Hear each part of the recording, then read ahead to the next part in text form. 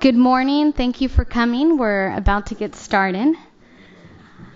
On behalf of the Children's Defense Fund, Children at Risk, Texans Together, and Children's Advocates, we'd like to welcome you to the James Baker Institute for Public Policy.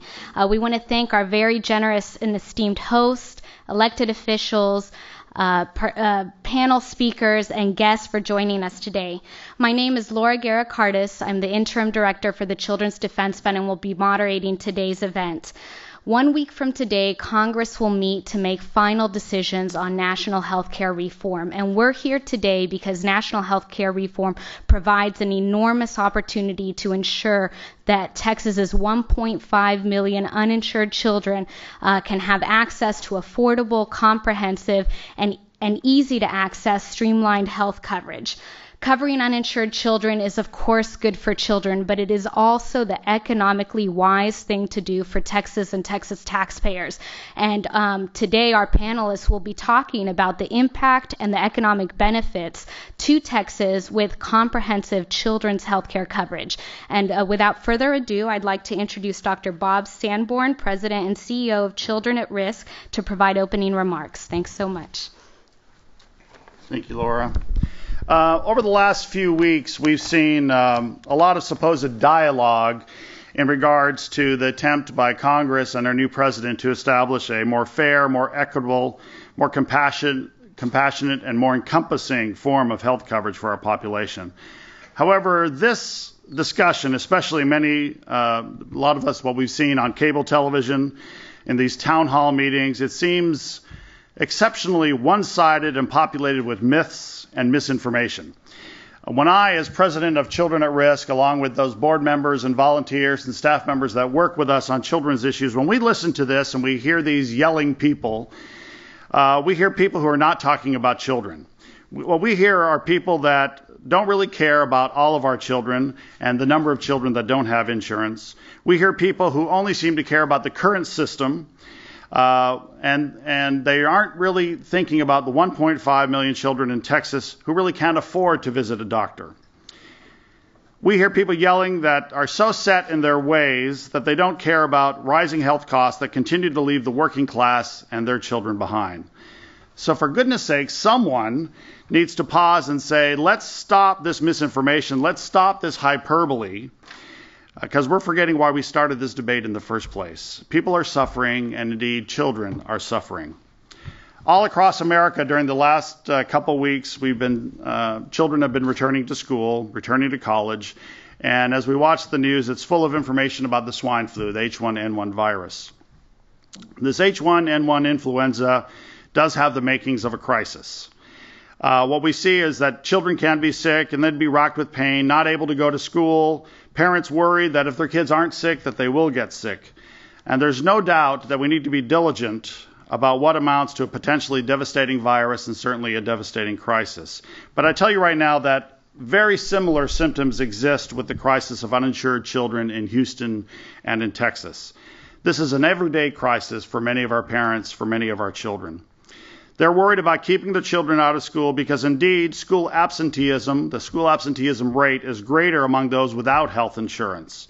They're worried that they're going to have to stay home with their children when they're sick because as hourly workers, that means that they're going to have an economic hit to their family and their livelihood. We know that swine flu is indeed a problem, but even more real is the threat of children without health insurance, and these parents are worried about this. I really want to thank all that are here today and all those who provide a voice for children. And I want everyone to know that the numbers of people that care about solving this health problem are greater than the number that choose to try to tear it down.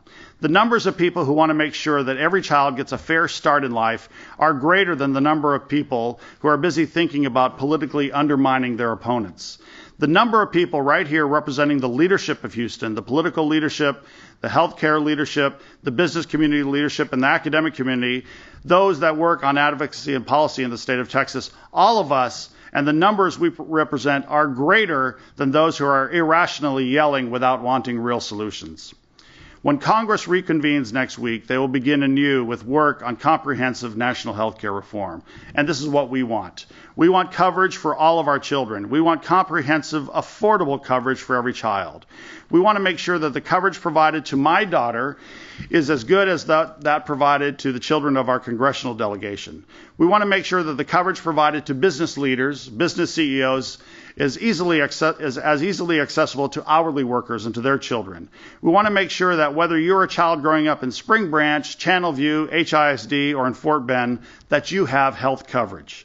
The cost of not having real health reform is very real. Economically, we must change because without smart investment in our future health costs, these health costs will continue to skyrocket.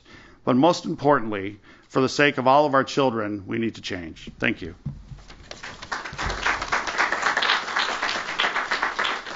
Thank you so much, Bob. For remarks on behalf of local healthcare leaders, I would like to introduce King Hillier, Vice President of Public Policy Government Relations of Harris County Hospital District. Good morning. It's a pleasure to be here today. When we talk about the 1.5 million children that are uninsured in this state, that is what we're really looking to, the future of our state. One thing that's very important, that goes back to Governor Hobby back in the 80s. He often said we need to educate our children, we need to provide better health care for our children. You do that, and then you set the stage for a better economy, a better Texas to live in. Right now, the hospital district is a provider of care to the pediatric population, mainly through our emergency centers. These are the uninsured. And let's talk about the economics, and we're talking about health care reform. Everyone's saying we've got to reduce the costs. Well, if you go through the emergency center, that is going to run anywhere from $500 to $1,000 per encounter. If we then, because we have delayed preventative care, then you admit the patient into the hospital, that's $2,000 or more a day. Let's also talk about prevention as far in the terms of adequate prenatal care. You can provide prenatal care at a cost of about $700. And if that care is not given and then you have an adverse outcome, then you have a $200,000 to $500,000 adverse event birth in the hospital. So what we're once again, as from the healthcare perspective, it's time for reform. It is time that we get adequate coverage, in particular to our children and also to their parents. Thank you very much. Thank you so much, King. I'd now like to introduce Mr. Land Benson, Chairman of CDF Texas Advisory Board, a member of the Greater Houston Partnership, and founder of a Texas-based international oil company. Good morning. I want to echo part of Bob Sanborn's comments regarding the arm waving and the nature of the dialogue and the discourse that we've been hearing. To me, the shouting has kind of drowned out the cries of the children, and that's not a good thing. But there's really two things going on here. There is a moral imperative, as I like to look at it, but there's also a fiscal imperative. You're going to hear enough about the moral imperative of some of the other speakers. I'm going to address the fiscal side. Children's Defense Fund emphasized the moral imperative, and it's appropriate and it's manifest and it's something that we all embrace, but in the debate, the fiscal merits seem to have been lost. There's a real good reason for the taxpayers and the business community to embrace universal care for children, something that is seamless, affordable, and comprehensive. What we have done is a two-stepper. One was we engaged the business community here in Houston, the Greater Houston Partnership in particular, last spring convened a symposium for the purpose of understanding health care for children and what does it mean. And what they came to understand was, and there's going to be a quiz on this later, so I want you to pay attention, we have developed a piece that looks like this and is available out front. It's the findings of the Greater Houston Partnership that were later adopted by the statewide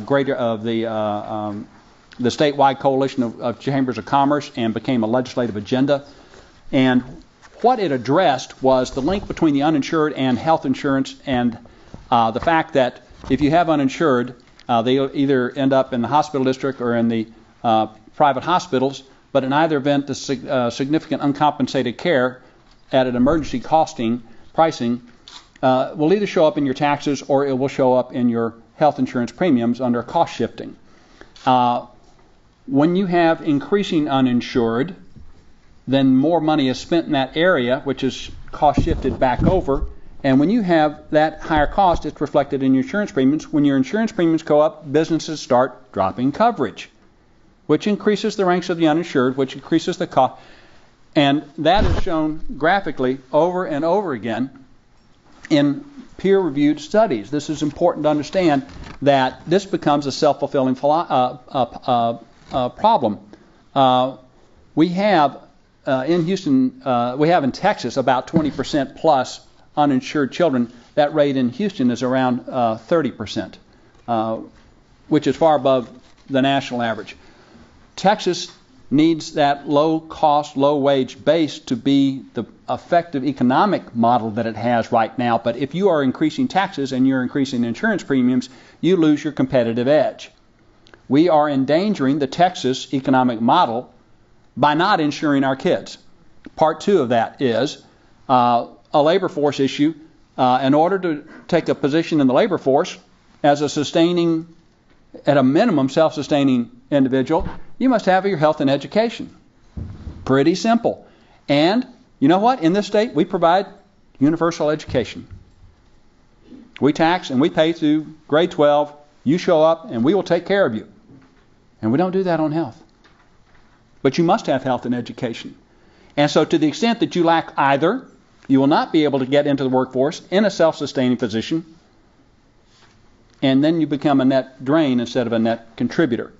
And if you go back and look at this chart again, and we used to have, back in 1979, 14% uninsured, and by this chart it had gone to 24%, and health costs went right with it. And here we are in Houston looking at 30%. It's really not that hard to figure out from the fiscal imperative thing. We cannot afford the model we have now. We must take action. The business community says we must take action. The taxing authorities will tell you we must take action. Now I'm going to come to my third point.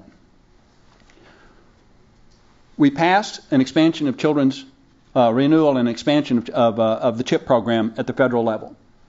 And the Greater Houston Partnership and the Metro 8 chambers endorsed a program to take advantage of that CHIP expansion and also to take greater advantage of the children's Medicare expansion.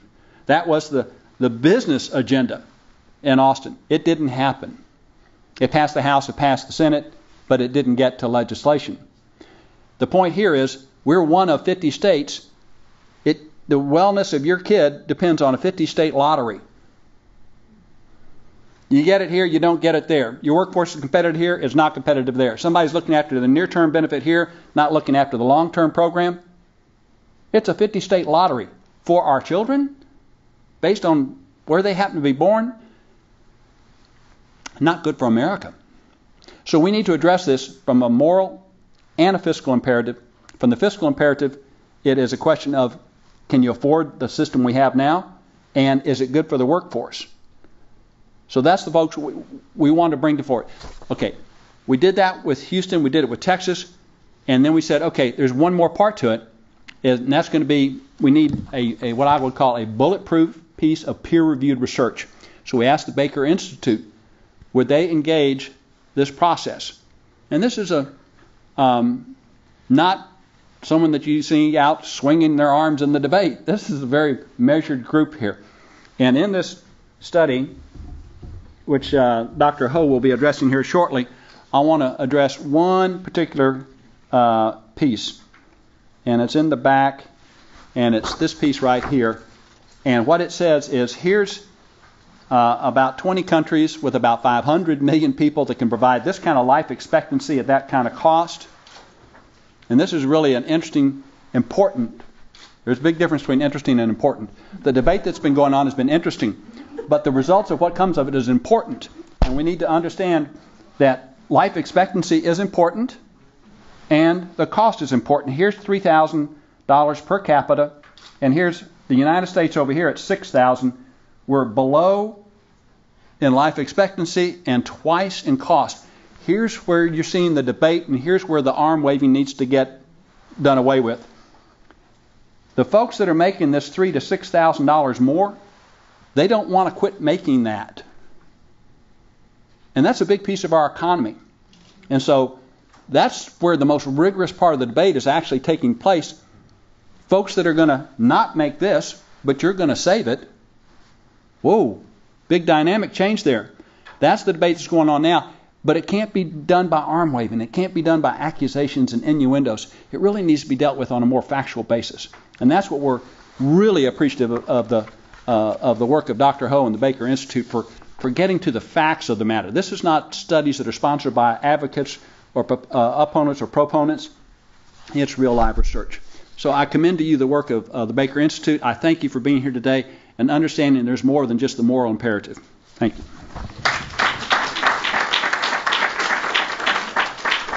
Thank you so much, Lan. I'd now like to introduce two legislative champions for children's health coverage in Texas, State Representative Garnett Coleman and Ellen Cohen. If y'all are ready. Yep. Great.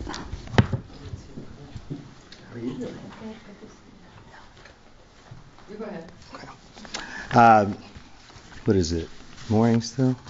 Good morning. First of all, I think that it's very clear to most Texans that we have not accomplished the goals necessary to allow not only our children to move forward through preventative and interventions in their health so that they can have a positive and healthy journey through school. It's also clear that we haven't done that with our adults. And looking a little while ago, this was a long while ago, but it hasn't changed. We got a call yesterday. Last night I was on a television program, and there was a lady who was retiring. We were talking about health care, and there was a lady that was retiring, and the first thing she said is, I'm 62, I'm getting COBRA, and what do I do because it's 3 years before I get to Medicare? I said, well, COBRA as long as you can and go to the risk pool because there's really no other answer than that. But that's not the case for children. For children, we have an answer, and that answer has existed for a long time. The first answer that we had was to expand the Medicaid program and increase the percentage of poverty in which a child could be in the Medicaid program. Unfortunately, in the early 90s, Texas did not do this, when other states did. As a matter of fact, they went so far, they covered so many children, they had to use their money to start covering their parents. Go figure. And they used some of our money. As a matter of fact, they used our CHIP dollars to do so. We had an opportunity this last session to pass a buy-in program in CHIP, up to 300% of the poverty. The arguments over the last, since 2001, have been personal responsibility. People have to be personally responsible. Well, we rolled out a plan written by some people in this room, and it was very personally responsible. As a matter of fact, the plan, one of the main objectives of the plan was that the parents and the family pay, and that they pay in the same way that all of us who have private insurance pay in for our family. And that if the argument was, would those families understand what it's like to do what everybody else does in terms of covering their children, then this does it. There's just no question. And then the other portion was a no-brainer. The state didn't put in anything, and it went from 300 to 400% of poverty, and the family paid the full premium. And I think that's important because, again, people are saying, I don't want to pay for those children. Well, these children would be paying for themselves, and their families would be paying for themselves, and that argument doesn't exist. But then it gets down to one of the questions, and I think it's a philosophical question. The philosophical question is, do you believe, or does a person believe that government has any role in providing health coverage for our children, nonetheless adults, and has a role in putting that together? And there are people who believe that it doesn't. And that's how they approach any circumstance where the government has the smallest role and or the largest role. And I think that's a part of the debate that we're going through right now. Now, I look at elections, and I think elections are, they give direction to our country and our state, and they give direction to our locality based on what is being presented by the folks running for election. And President Obama, first and foremost, said we need to insure all kids. That's where the mandate would be, is that the United States of America could at least do that. And he never wavered from that. As a matter of fact, he grew from that and said that we would insure all people in this country. But his first rollout was dealing with insuring all kids. So in saying all of that, I believe that I voted for change. And I voted for hope and change. And change is what we need, and change is what is occurring. When people say slow down, those are the people who didn't vote for change. They voted for the status quo, and they want it to remain. They just don't want to say that it's not in their interest, because of their philosophy, to insure more people and have the government involved. And that's fine, because we live in a democracy and everybody has a right to their opinion. But in this case, if we move through this process and come out with insuring all children and insuring all Americans, then we will have done exactly what the electorate voted for. So thank you for allowing me to be here. I believe that we'll have great progress. Last thing, I'm in the state legislature, and the president asked about 30 of us around the country to be involved in something called Legislators for Health Reform. It wasn't called that in the beginning. It was just a work group. And we would work with the White House, and we have weekly calls. And the reason why I would have been excited about this anyway, because I thought it was another one of those, oh, you're going to be on some advisory committee, great, and your name just sits there and you don't do anything. Well, we do. I mean, it is a transfer of information, both to affect the plan and also to help sell the plan. But it's a two-way street. Well, I made the conclusion after this last session of the legislature, when we couldn't get Medicaid for 12 months. Well, we got it. I passed it as a part of a bill in 2001. But when we couldn't get a CHIP buy-in, that was it. It was very clear to me that the leadership in the state of Texas does not want that, will not work to pass it, and does not believe we should go any further with the coverage that we have for our children. So the only way to do that is pass it on a national level, and that's the reason I'm working so hard, because I'm not going to be in the legislature long enough to see it pass in the state of Texas, so we need to do it right now. So thank you all for being here.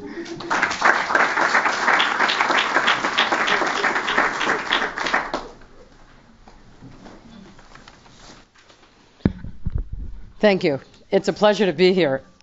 My remarks are going to focus on the remarks that I've heard from everybody else. And I do want to say that when I invited Representative Coleman to speak before me, yes, we have a protocol to some extent that those who have been there longer go first. But Garnett is very gracious and often will say, no, Ellen, you go first. But the reason I wanted Garnett to go first, besides the fact that he has been there a long time, the most important thing is Garnett Coleman is the expert on health care in this state. And I dare say he's the expert on health care in most of the states around this country. He really is. And you better be there for a long time. And my hope is that we are going to see it together, believe me. The things that I just wanted to touch on very briefly is comment was made, I think, by King about the emergency rooms. And I wanted to point out that as well, because one of the issues that's been terribly important during the last session that we talked about was because UTMB obviously had to close, our emergency rooms were really overwhelmed. Overwhelmed as they are, overwhelmed more when UTMB closed. And as a result, you take something like Memorial Hermann, which has the busiest trauma center in the country, and it was just swamped. Now you look at healthcare and the fact that we've got 1.2 million children in Texas that are uninsured. And if you overlaid those numbers on what would be Houston, you've got a situation where people who could they afford it, if they had CHIP, if they have some form of insurance, would be able to pay somewhere between $5 and $20 a visit. A visit to a doctor when that child started to feel poorly, and that child was diagnosed as having a respiratory problem, and that doctor told the parents that they could buy an inhaler for $20, $30 and probably be able to get that price reduced, and that child could have been taken care of. Instead, because the parents don't have a primary care physician, they can't afford to get to one, what ends up happening is they come to the emergency room. In the first place, it may not be an acute emergency, so you've got a child sitting there with his or her parents or parent for 6 to 7 to 8 hours. Parents who are, as Representative Coleman said, on an hourly, many of them are paid hourly, so now they've lost an entire day's pay. This child is now, 7 or 8 hours later, diagnosed by the physician as really having an acute asthma attack, something that's going to have to be treated in the hospital. And as King mentioned, I think you're now talking about a number that's $2,000 to go into a hospital overnight or 2 nights, as opposed to $20 had that parent had access to health care and be able to take their child in. And I think that's an enormous piece.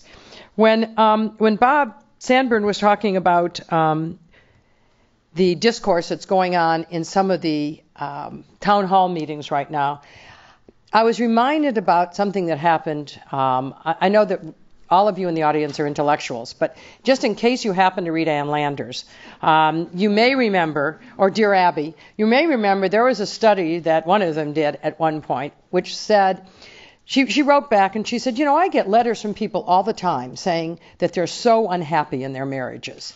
And so she said, I'm putting this out to everybody who reads it. I want to know if that's true. And she asked people if they were happy or unhappy to let her know. And about a month later, she came back and put in the paper that she was really upset. The majority of people are unhappy in their marriages. Well, the fact of the matter is the people that were happy in their marriages didn't write in. It's the people that were unhappy.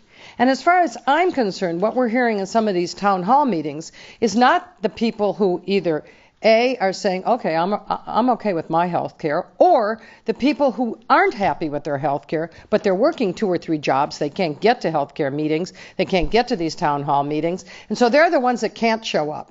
It's the ones with such angst, not necessarily over health care, let's be honest, but over either what happened, 6, 7 months ago, or who are just not happy with the way the country is going now. They're the ones that are there. The fact of the matter is every poll, realistic poll, shows that people know we have to do something about health care. And finally, when we talk about that 1.2 million children that don't have health care in this state, that's a huge number. I don't know what 1.2 million looks like. But I do know the numbers for the Minute Maid Park. And it occurred to me that if you can picture the Minute Maid Park filled, I think it holds about 70,000 people. So if you figure it about 15 times over, just picture people filling those seats. That's a million too, filled with little children. I mean, that is just a stunning statistic. And the last story is a story that, and Representative Coleman, you may remember this. I was fortunate to serve on healthcare last time. I'm very fortunate to serve on higher ed as we stand in Rice University. By the way, welcome to my hood. I represent Rice, and so I'm very happy that you're all here. But on healthcare last time, I remember we were talking about an issue, and a gentleman came up to the microphone to testify against the bill that was being proposed. And these were his words. And he said, if somebody fell down in the street in front of me, I don't know if you were there, the sidewalk on the street in front of me, and he was clearly ailing, if I leaned down and he told me he didn't have health care, I'd walk right over him. And I thought, man, with that kind of attitude, we are in such trouble. So we have an education job to do that understand that everybody has the right to health care. They have to be able to afford it. And the systems that are being discussed right now, the systems in D.C. that are being discussed, do provide an opportunity for people to have health care. We have to modify it. We have to do certain things to it, but we can do it. And I can assure you, as long as you keep Representative Coleman in the legislature, we will, maybe not in my lifetime, I'm a lot older than he is, but maybe not in my lifetime, but clearly in his, we will get health care for people in Texas. Thank you very much.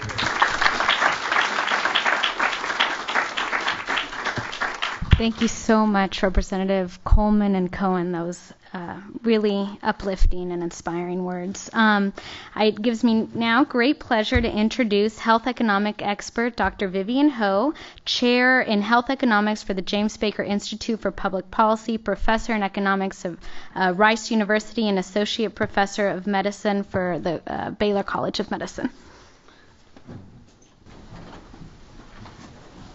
Thank you, Laura. Whenever you hear the discussions about healthcare reform these days, what you'll hear is the proposed legislation is going to cost us $1.3 trillion over the next 10 years. The number went down a little bit recently. I think just before Congress adjourned, the latest estimate from the CBO would be $900 billion invested in healthcare over the next 10 years.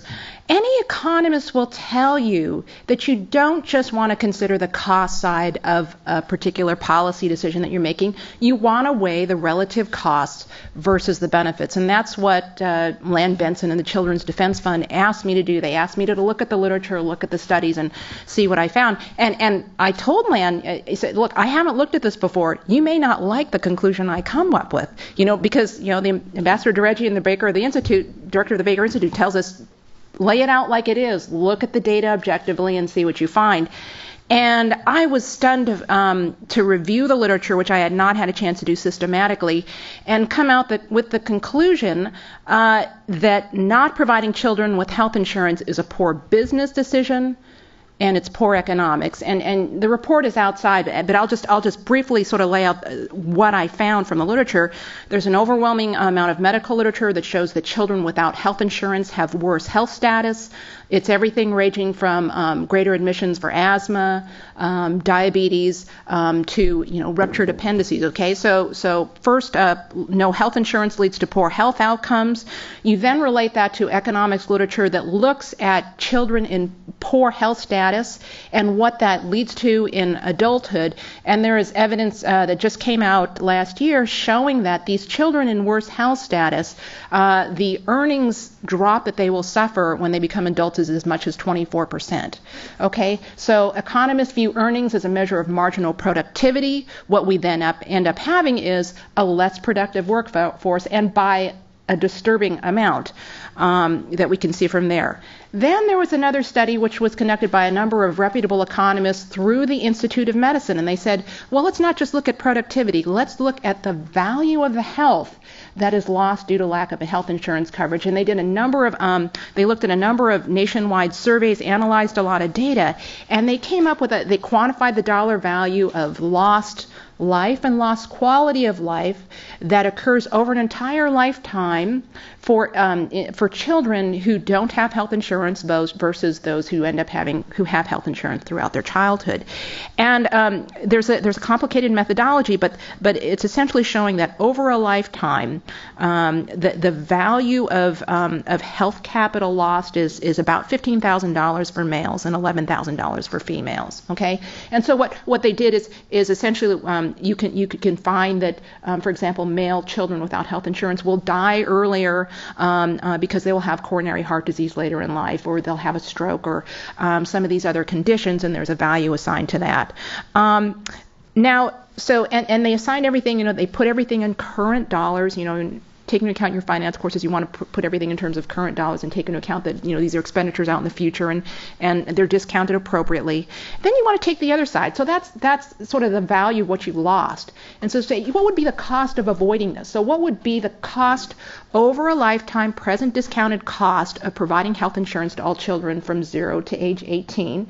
And the average value per child of insuring them in present dollars is about $7,000. Okay, so you're comparing, and this is just in terms of health capital, not comparing the earnings, but you're finding that the relative cost of providing health insurance is about $7,000, and what you're losing if you don't do that is $15,000 or on average for men and $11,000 for women. So it turns out what the economics is telling us is we're making a poor decision. Okay, it's relatively cheap, and it actually would be cost saving for society to provide health insurance for children. Okay, this does not apply to adults. I did not study that, but if you look at children, that's the case. Total cost of providing these children health insurance in the U.S., $9.6 billion. Okay, now $9.6 billion sounds like a lot, but you compare it to the total cost of covering all uninsured adults, that would be $112.9 billion. Okay, so substantially cheaper to cover children. You compare that $9.6 billion to the total amount we spend on health care. This year it's estimated to be $2.4 trillion. So we're talking about a relatively, even then, really quite a small amount when you can consider how much we spent in terms of bank bailouts. This is a pretty cheap ticket item in terms of what we could do, and it makes economic sense. And the rest of the results are in the report. Thank you. Thank you so much, Dr. Ho. I would now like to introduce state policy expert Ann Dunkelberg, who flew in from Austin, which we're very appreciative of. She's the Associate Director for the Center for Public Policy Priorities.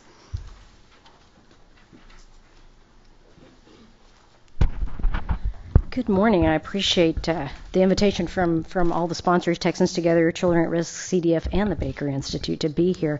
And what I wanted to spend a couple minutes talking about is the plus side, some of what we have to look forward to and what we have to gain. In our talks about health reform around the state, one of the things we've been trying to focus on at the center is that Texas has more to gain from national health reform than any other state in the union. And national health reform will represent a huge investment in children and will yield enormous benefits from children. Now, one of the difficulties we all have right now, as Dr. Ho alluded to, is Congress is home on recess. They're going to go back in a week. Unfortunately, they didn't leave us with two nice, crisp bills to compare. We still have essentially 3 different House bills that have to be reconciled and 2 different Senate bills, one of which really hasn't even been written, that we have to reconcile. And so a lot of what I'm going to talk about right now is the House's bill because it's the closest thing to something solid. We have more detail on that than anything else, and because with the time that we've had to study it through the recess, we can be comfortable that we understand an awful lot about it. One of the things to keep in mind, we've heard the number over and over again. There are about 1.5 million uninsured kids in Texas. We'll get some new census numbers in about a week, and we'll see how much that may have changed. But one of the important things to understand is that about 1/3 of those kids in Texas have incomes above our CHIP income limit in Texas. And as Representative Coleman noted, we tried unsuccessfully to drag across the finish line an expansion of our CHIP program that would have picked up a lot of our uninsured kids above 200% of poverty, but we didn't quite get there this last session. So that's 500,000 children who really could stand to benefit from the coverage expansions that will come from national health reform. One of the things that will be available to essentially every American under the House bill is every child and every family would have access to coverage that's affordable, so the price will be adjusted to fit their income. It'll be have standardized and comprehensive benefits. I'll talk a little bit more about those benefits in a second. And it will be coverage that can't be lost. There will be no pre-existing condition waiting periods. There won't be any waiting periods of any kind. You can't be denied for coverage. Your coverage can't be canceled. The cost of your coverage will not depend on your health care now or in the future, nor will it be affected by what kind of work you do. Under national health reform, any kind of employment-related rating would be outlawed for most of the health insurance market. The only kind of variation in health insurance premium rates that would be allowed would be based on age, and under the House bill, that would be limited to 2-to-1, which I can live with. There are other versions of these bills that have talked about allowing age variation of 7.5 or 10 times to 1, and I can tell you that I have to pay 10 times as much for health insurance that some 20-year-old is paying a tenth as much for. I will not feel like reform has been achieved, and I will not consider that affordability. So I'm very focused on that 2-to-1 age range. And I've joked about that, but one of my colleagues did some very good research this last session where we had to actually do open records requests to get Texas Department of Insurance data on what Texas health insurers actually charge for health insurance today. And in the most regulated part of Texas's health insurance market, the only part we actually regulate rates in is our small group market. And in that small group market, Texas health insurers report that on average, the high premium that they are charging for one worker is $22,000 a year. That's not for a family. That's for one person. And one of those insurers was actually charging almost $29,000 a year in their highest policy. So the notion of bringing everybody's rates down towards an average so that the most that you could be charged is twice what someone else is paying will be a huge transformation in the market, even for those of us who are well-to-do and are not going to qualify for any kind of particular financial assistance. So that's a little bit wonky, but I think it's really, really important that we understand that, and that's one reason why health reform is going to help everyone, not just the folks who qualify for some kind of financial assistance with it. Some other very, very important aspects for children in the House bill. We had an amendment that was adopted in the Energy and Commerce Committee, which we do think is going to stick in the bill. Not all the amendments will, but we're pretty sure this one will, which will sort of raise the bar and say that we're going to make sure that the benefits coverage for children, if they buy it through these new health insurance exchanges, will need to be certified as being as robust as the coverage that they were getting from the CHIP program. There's also a very important guarantee in the House bill that no newborn child will leave the hospital without insurance, period. Very, very important provision. I think another thing, we've all been a little nervous. Affordability will be one of the main things I'm looking at as these bills move forward, and how well we hold on to affordability. One of the things to understand about the House bill is that the entire family has an out-of-pocket cap in this coverage. And while we all were very, very and understandably loyal to the notion that our CHIP program had a 5% total out-of-pocket cost limit for the children's health insurance costs, it didn't do anything about the parents' cost, nor did it do anything about the parents being insured. Under health reform, there will be an out-of-pocket cap for the premiums and the out-of-pocket spending for the entire family, which will certainly benefit the children, as well as making sure that assistance is available both with those premiums and those out-of-pocket costs for lower income families. I do want to also mention that in the House bill, they do get into the benefits and creating a robust standard for that, so that children's coverage would include well child care, dental, vision, durable medical equipment, mental health services, rehab, and habilitative services. So, certainly a very strong benefit package like what we have grown to appreciate in our CHIP program as well as our children's Medicaid programs. And another huge aspect of health reform that will benefit children as well as all Americans. And I've heard these stories from families in our Texas high-risk pool. Our Texas high-risk pool has a lifetime limit in it. And a child with hemophilia in particular is very likely to exhaust their lifetime limit in the high-risk pool before they even hit their mid-teens. I've talked to parents who are looking at that limit coming down the line. So one of the really, really critical changes in our health insurance world under health reform would be we would no longer allow annual limits or lifetime limits to arbitrarily be applied to health insurance. I am not going to talk forever, I promise, but I do want to mention also that there's a big body of research over the recent years that has shown that children whose parents are insured are more likely to be insured themselves, but also more likely to utilize health care and have better health outcomes. So the notion that health reform will pick up the entire family and not have, as we have too many times in Texas, children who have coverage but parents who do not, is certainly something that's going to be beneficial to our children's health. It's also going to be beneficial to the economic security and really probably the overall well-being of families in general. I think one of the things that we've talked about a lot in terms of health reform is the need to end healthcare debt as the number one cause of bankruptcy in this country.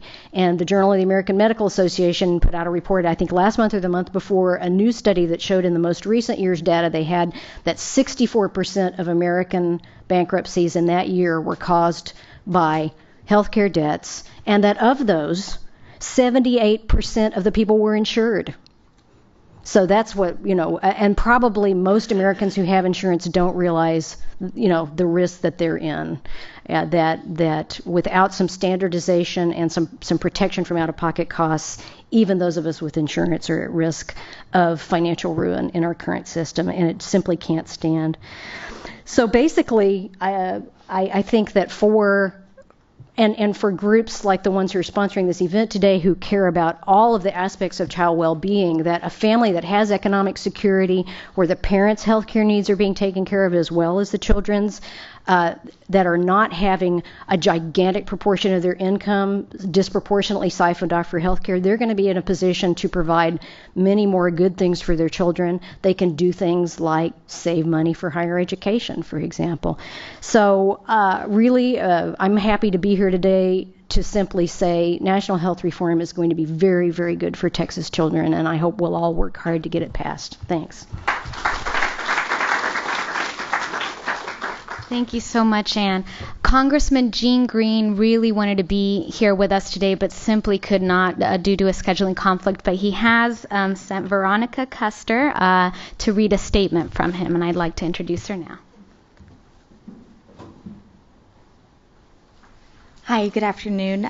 Congressman Green wanted me to share this statement with you regarding the children's health care as well as the current health reform proposal. He states, healthcare costs continue to rise, and across the nation, more than 47 million Americans, including 9.4 million children, are uninsured. In our state, 1 out of every 4 Texans is uninsured. My colleagues and I have already taken the first steps towards providing affordable health care for all Americans, and I have already expanded access to more low-income children by reauthorizing the State Children's Health Insurance Program, or SCHIP, which now covers 11 million children. The impact of the uninsured on the healthcare system continues to grow. Approximately $56 billion in uncompensated care for the uninsured is absorbed annually by the health system, driving up the cost of insurance for everyone. Congress should enact legislation to provide all Americans with health insurance, and I will take every opportunity as a member of the Energy and Commerce Committee to put in place policies that provide as many people as possible with quality and affordable health insurance. Earlier this Congress, I introduced a bill that it would impact the length of time children will be enrolled in the SCHIP plan. H.R. 2804, the Ensuring Continuous Coverage under SCHIP Act of 2009, will require states to provide continuous coverage for 12 months for all eligible children. In Texas, SCHIP allows children to reapply for coverage annually, but the state will conduct administrative renewal for children in SCHIP in families with income between 185 and 200% of the federal poverty line at 6 months.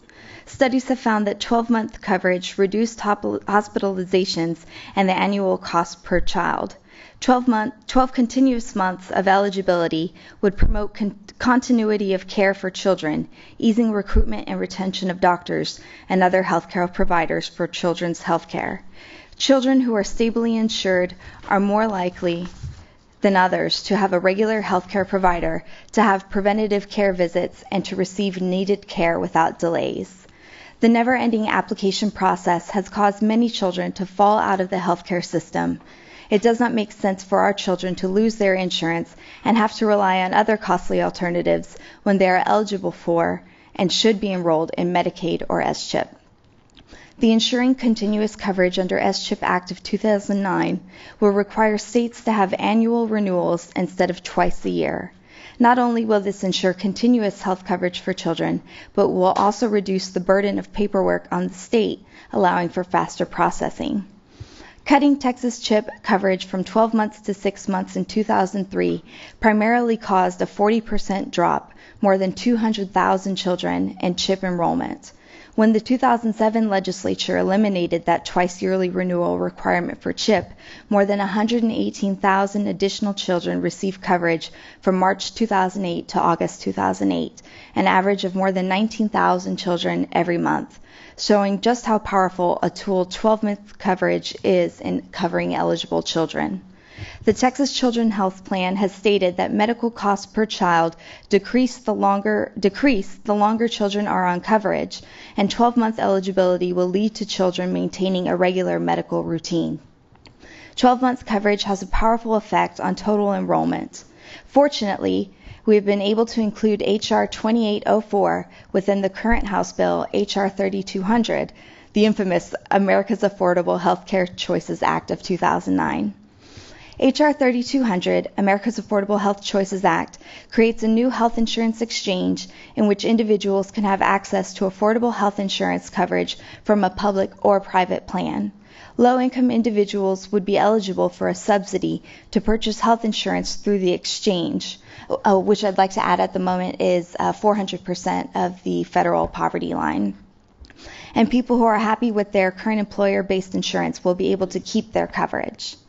This legislation will promote preventative care by eliminating co-payments or deductibles for this care, will cap annual out-of-pocket expenses, help end rate increases based on pre-existing conditions, gender, or occupation, allow individuals to join a national pool if they must purchase their own plans, and will promote healthy beginnings by providing affordable oral and visual care for all children. I have worked hard to expand S-CHIP benefits for children across the country and will continue to work towards providing the highest quality and affordable health care insurance for all Americans, but especially our children. Thank you. Thank you so much, Veronica, and just bear with us a few minutes more. We're almost done with our program.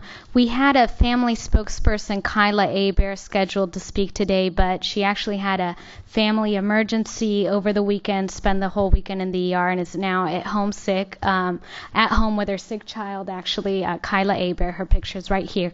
But she would have told you that several months ago, her family received a living income increase, 3% automatic in the salary, and that put them $20 over the CHIP income limit, resulting in her child who has special needs and her son who's a healthy child losing health care coverage. Left with no other options, their employer-sponsored coverage is 30% of their salary, which they do not have 30% to spare.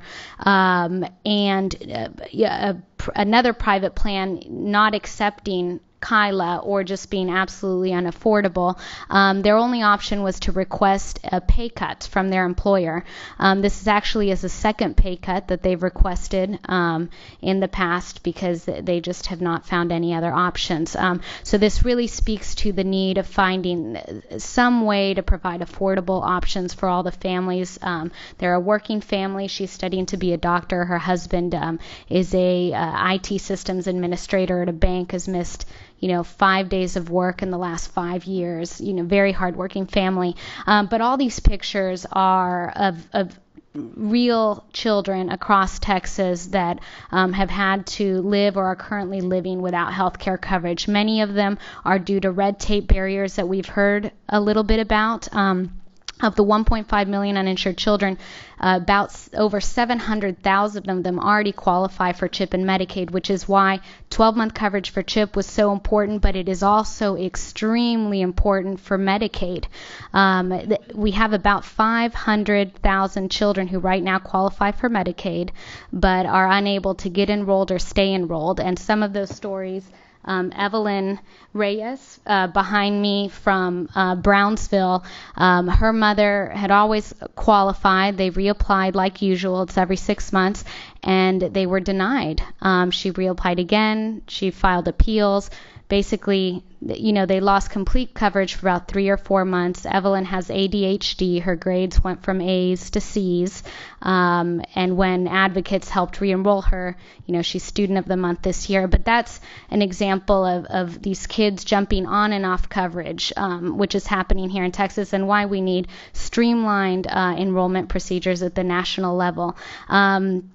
I'd now like to introduce our third partner in planning this press conference, Maureen Haver, Houston Director of Texans Together, to share what she sees families experiencing at the local community level and how people can get involved. Maureen?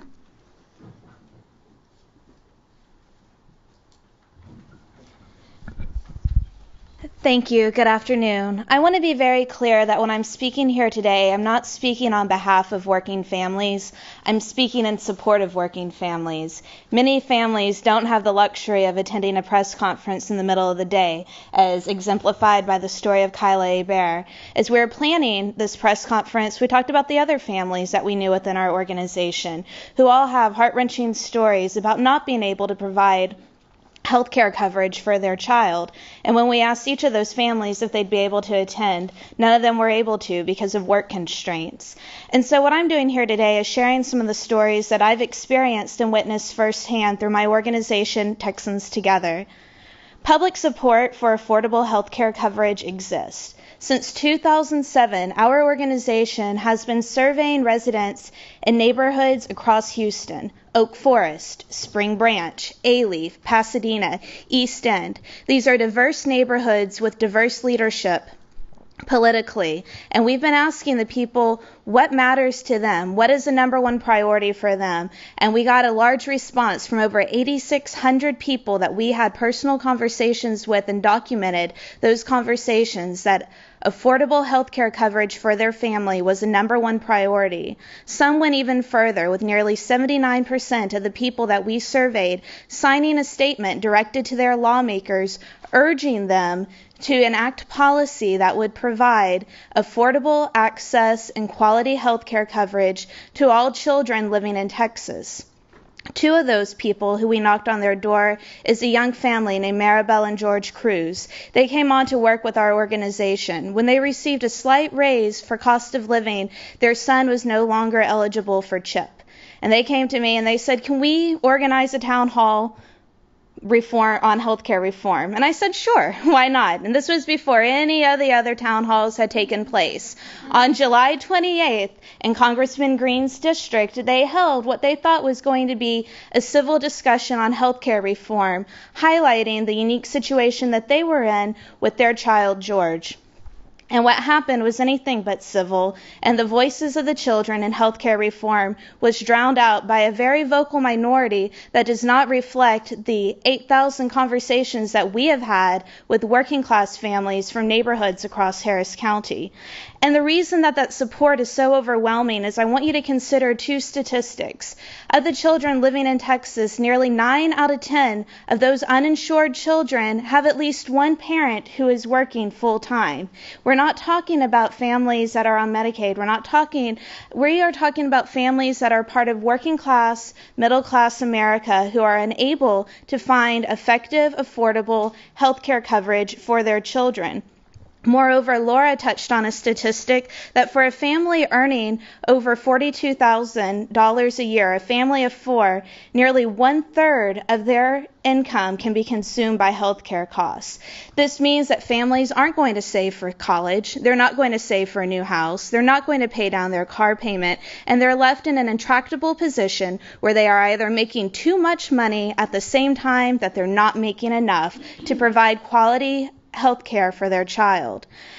And so it leaves them with alternatives to where they're going to use the emergency room. I have young parents working for me, and I'm a very sympathetic employer. Not everyone is, where they have to take a full day off to go to the emergency room with their child. Or they have to try to arrange an appointment at a free clinic that they don't get into until 3 weeks after their child's illness has already passed. And so some are going to say that this is a moral issue. Some are going to say that this is an economic issue. But at the end of the day, what we're talking about is whether or not good sense and civil discourse is going to inform our public policy. And our lawmakers going to set aside their partisanship and promote the welfare of our children so that they can grow to become productive adults and members of the workforce and society. And I want to leave you with one last story of another young man named Frank Garcia. He's married, he's a father, he's 21 years old. Last May, he wound up in the hospital after working one job plus 2 more trying to make ends meet. He was told by the doctors that he was at risk for a heart attack. He is 21 years old. He never had access to regular preventative health care when he was a child. And his health situation right now is the culmination of that condition, of not having access to health education, and also poor nutrition and a lot of other factors. But foremost is the fact that throughout his entire formative years, he never had regular, consistent, preventative access to health care. He's 21 years old, and I fear that his story is not unique. And we must consider that the greatest cost of not enacting real children's health care reform is one that we may not be able to quantify for some time, and that is the impact of the lack of health care, early preventative health care, will have on the 8 million plus children who are uninsured currently living in the U.S., who are more likely to have chronic health problems in adulthood, may be less productive members of society and the workforce, because in their childhood they were denied the crucial opportunity to reach their full potential. A healthy child is a successful child. Thank you. Thank you so much, Maureen. That was an excellent conclusion, and we'll open it up to questions in 1 second. What you've heard today is that comprehensive children's health care reform has tremendous benefits for Texas taxpayers. With legislation pending in the U.S. Congress, we have an opportunity to get many more children covered in Texas, and we need the final plan to be affordable for children, comprehensive, and streamlined. I want to thank very much all of our speakers today, our guests, the media outlets that have joined us. I would like to give special thank you to Anat Kelman-Shaw, our communications director for Children's Defense Fund, for doing the lion's share of organizing this. She did a tremendous job. And now I'd just like to open the floor up for any questions, if there are any.